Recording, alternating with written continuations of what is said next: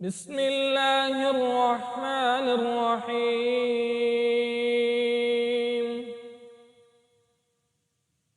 سبح اسم ربك الأعلى الذي خلق فسوى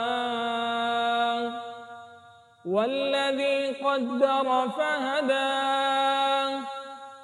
والذي أخرج المرعى فجعله غثاء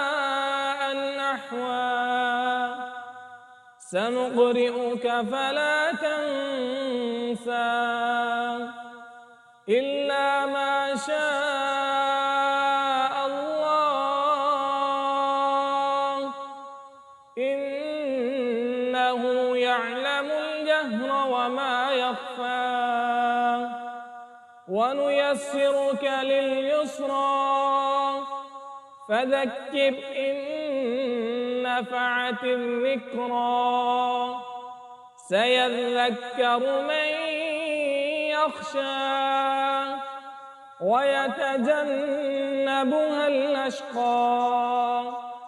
الذي يصلى النار الكبرى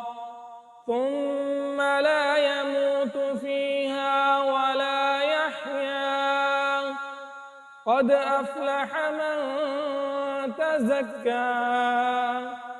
وذكر اسم ربه فصلى بل تؤثرون الحياة الدنيا والآخرة خير وأبقى إن هذا لفي الصحف الأولى صحف إبراهيم وموسى.